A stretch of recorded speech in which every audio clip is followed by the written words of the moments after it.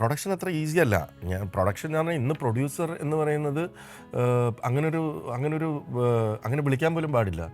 ഏറ്റവും മുതിർന്ന തൊഴിലാളി അത്രേ ഉള്ളൂ. നമ്മളാണ് ഏറ്റവും കൂടുതൽ ജോലി. Is also work. You doing your work. പഴയ പോലെ മുതലാളി, സ്റ്റുഡിയോസ്, പ്രൊഡക്ഷൻ, പണ്ടത്തെ ബാനറുകൾ പോലെ അങ്ങനെയൊന്നും ഇപ്പം ഇല്ല. പ്രൊഡ്യൂസർക്ക് ഏറ്റവും കൂടുതൽ ചവിട്ടും ഇടിയും തൊഴിയും എല്ലാം കൊള്ളുന്നത് പ്രൊഡ്യൂസറാണ്. ബിക്കോസ് ഒരു സിനിമ ഇറക്കാന്ന് പറഞ്ഞാൽ അത്ര എളുപ്പമല്ല ഇപ്പോൾ. പ്രത്യേകിച്ച് ഈ സോഷ്യൽ മീഡിയയുടെ കടന്നുവരവോടെ ഒരുപാട് പ്രശ്നങ്ങളുണ്ട്. ഇപ്പോൾ release is not very easy.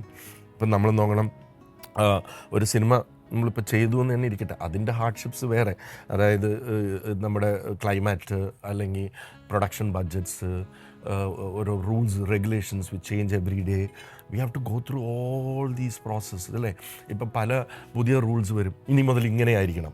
അപ്പോൾ ഫോർ എക്സാമ്പിൾ, ഇനി മുതൽ സെൻസർ അപ്ലൈ ചെയ്യണമെങ്കിൽ 6 ആഴ്ച മുമ്പ് കൊടുക്കണം. പുതിയ റൂളാണ്. എല്ലാവരും വെൽക്കം ചെയ്യും. പക്ഷെ ഒരു പ്രൊഡ്യൂസർ ആലോചിക്കുന്നത്, അപ്പോൾ ഞാൻ 6 ആഴ്ച മുമ്പ് കണ്ടന്റ് റെഡിയായി കംപ്ലീറ്റ് ചെയ്യണം. അപ്പോൾ എത്ര ദിവസം ഇൻട്രസ്റ്റ് ഓൺ ക്യാപിറ്റൽ, ഇതെല്ലാം ആലോചിക്കണം അല്ലേ. അപ്പോൾ അത് കഴിയട്ടെ. അത് കഴിഞ്ഞ് ഒരു റിലീസ് ചെയ്യാൻ പോകുമ്പോൾ എൻ്റെ ഒരു ഇതിലെന്ന് പറഞ്ഞാൽ, ഇപ്പോൾ 4 P's ഓഫ് മാർക്കറ്റിംഗ് എന്ന് പറയും. Product, price, place and promotion. ഇതാണ് ഒരു പ്രോഡക്റ്റിൻ്റെ സക്സസ്സിന് നമുക്ക് വേണ്ട 4 P's എന്ന് പറയും. അതുപോലെ തന്നെയാണ് സിനിമ. എല്ലാം ഒത്തുവരുമ്പോഴേ ഒരു cinema. The 4 P's of marketing എന്ന് പറയും. Product, price, place and promotion അല്ലേ. അതായത് ആ പ്രോഡക്റ്റിൻ്റെ ക്വാളിറ്റി അല്ലേ. The product has to be good. The price at which it is made or it is sold അല്ലേ. That has to be apt. The place at which it is sold അല്ലേ. And the promotion we are doing to reach the audience. അതേപോലെ തന്നെയാണ് cinema. The product has to be good.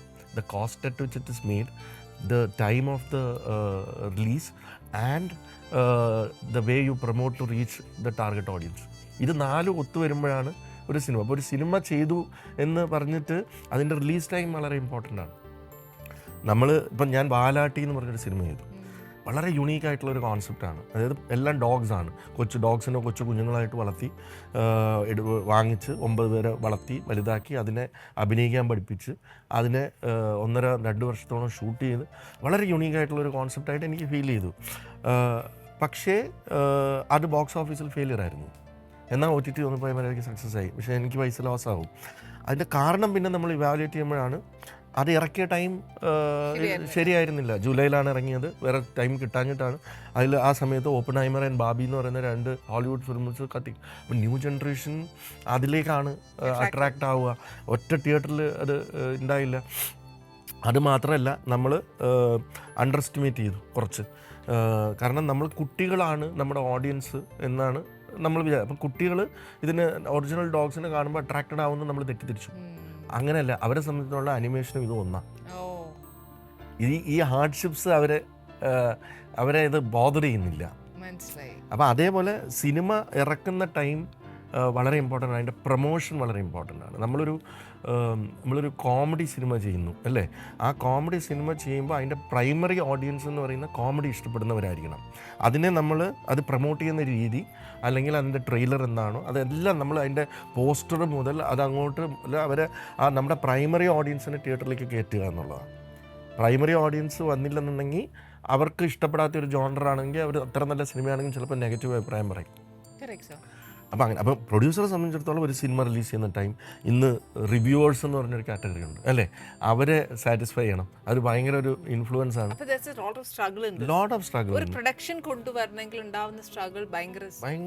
ഭയങ്കര പാടാണ്. ഇപ്പം അത് even more ടഫറാണ്.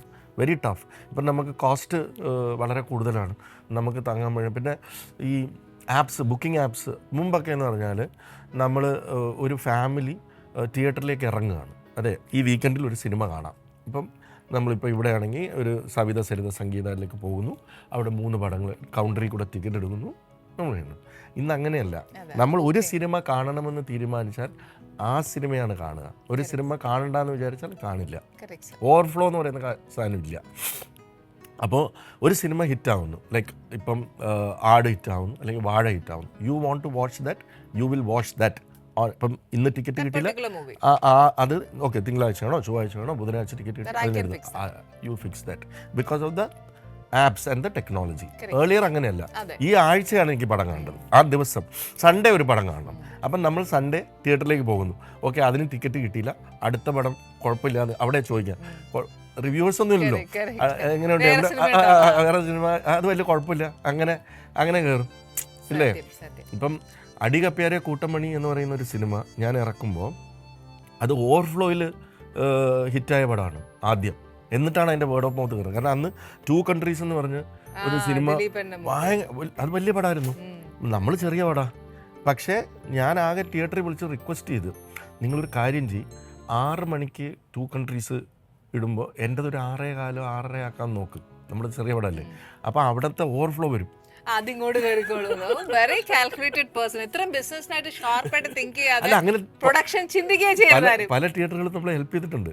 അതിൻ്റെ ഓവർഫ്ലോയിൽ പിന്നെ ആളുകളൊക്കെ അത് കയറി കണ്ടപ്പോൾ അതിന് നല്ല രസമുള്ള പടം, അങ്ങനെ അങ്ങനെ അങ്ങനെ അങ്ങനെ കയറി അതും വലിയ ഹിറ്റായി ആ സമയത്ത്. ഇങ്ങനെയൊക്കെ ഭയങ്കര തോട്ട്സ് വരുന്ന ശരിക്കും എക്സ്പീരിയൻസ് കൂടുതലാണോ അതോ ചുമ്മാ ഇങ്ങനെ ഇരുന്ന് ചിന്തിച്ച് ബുദ്ധി കൂടിയിട്ടാണോ? കുറച്ചൊക്കെ എക്സ്പീരിയൻസ് ആണ്. correct. അപ്പോൾ ശരിക്കും സാറിന്റെ ഒരു സപ്പോർട്ടീവ് പേഴ്സൺ ആരായിരുന്നു even though in your failures? It's always been my family. പക്ഷേ എൻ്റെ സിനിമ ഫാമിലി ഒന്നും അല്ല. നമ്മൾ വളരെ നോർമലായിട്ടുള്ള ഒരു ബിസിനസ് ഫാമിലി. പക്ഷേ അച്ഛനൊരു സിനിമ പ്രൊഡ്യൂസ് ചെയ്തിട്ടുണ്ട്.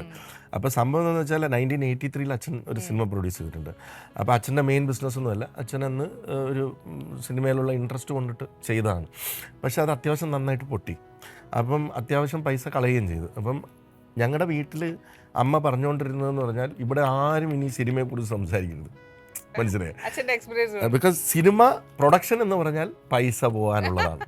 അതുകൊണ്ട് അപ്പോൾ എനിക്ക് അടയാർ ഇൻസ്റ്റിറ്റ്യൂട്ടിൽ പോയി പഠിക്കണമെന്നൊക്കെ ഉണ്ടായിരുന്നു. അമ്മ നല്ല ആട്ടാട്ടി, ഒരു കാരണവശാലും നീ സിനിമയായിട്ട് ഒരു ബന്ധവും പാടില്ല. അങ്ങനെ നമ്മൾ പഠിച്ചു. പക്ഷേ ഡെസ്റ്റിനി എന്നൊന്നുണ്ട്. ആ ഡെസ്റ്റിനി എന്ന് പറയുന്നത്, ഞാൻ MBA കഴിഞ്ഞു. MBA കഴിഞ്ഞ് ഞാൻ കയറുന്നത് സ്റ്റാർ TV-യിലാണ്, ബോംബെയിൽ. അത് സെയിൽസിലാണ്. അത് അപ്പോഴും എനിക്ക് ക്രിയേറ്റീവായിട്ട് വന്നില്ല. അത് കഴിഞ്ഞ് ദുബായിൽ പോയിട്ട് ഞാൻ അപ്പോഴും ZTV ആണ് ഹാൻഡിൽ ചെയ്യുന്നത്. അപ്പോഴും നമ്മൾ സെയിൽസാണ്. പിന്നെ എപ്പോഴോ ഏഷ്യാനെറ്റുമായിട്ട് അസോസിയേറ്റ് ആവുന്നു.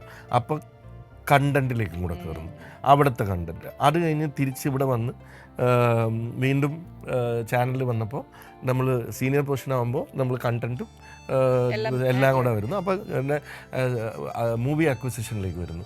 ചാനലിലിരിക്കുമ്പോൾ മൂവി അക്വിസിഷനിൽ വരുമ്പോൾ we started listening to stories. അപ്പം നടക്കാനിരിക്കുന്ന പ്രോജക്റ്റ് അന്ന് സാറ്റലൈറ്റ് ബൂമിൽ ഒരു തോട്ടാവുമ്പോൾ തന്നെ ഡയറക്ടേഴ്സ് അല്ലെങ്കിൽ പ്രൊഡ്യൂസേഴ്സ് വന്ന് നമ്മുടെ അടുത്ത് ഇങ്ങനൊരു സിനിമയാണ്, ഇങ്ങനെയുള്ള ആക്ടറാണ്. അപ്പം നമ്മൾ രണ്ടും കാണും. അതായത് ഒരു സിനിമയെ തോട്ടിലിട്ട് അത് സ്ക്രീനിലും കാണും. ഇതിങ്ങനെ ഇങ്ങനെ കേട്ട് ഞാൻ എനിക്ക് തോന്നുന്നു ഏറ്റവും കൂടുതൽ കഥ കേട്ടിട്ടുള്ള ഒരാളായിരിക്കും. അപ്പം നമ്മളിങ്ങനെ ഇദ്ദേഹം വന്ന് എൻ്റെ അടുത്തൊരു കഥ പറഞ്ഞു. അപ്പോൾ അദ്ദേഹത്തിൻ്റെ ഒരു കോൺഫിഡൻസ് ലെവലും അത് സ്ക്രീനിൽ കാണുമ്പോൾ എങ്ങനെയായി, ചിലത് ഹിറ്റാവുന്നു. ഓക്കെ, സോ ആ മാനറിസം നമ്മൾ പഠിക്കുന്നു. അങ്ങനെ അങ്ങനെ അങ്ങനെ അങ്ങനെ പിന്നെ സെയിൽസിലായതുകൊണ്ട് നമുക്ക് അതും അറിയാം. അങ്ങനെ കുറച്ച് എക്സ്പീരിയൻസസ് ആണ് സാറിനെ കുറച്ചുകൂടെ അപ്പം ഞാൻ അതുകൊണ്ട് അങ്ങനെ പഠിച്ച് അല്ലാതെ വീട്ടിൽ നിന്നൊന്നും അങ്ങനെ സിനിമ ബാക്ക്ഗ്രൗണ്ടോ അങ്ങനെ സിനിമ ബാക്ക്ഗ്രൗണ്ടുള്ള ഫ്രണ്ട്സും എനിക്കില്ല.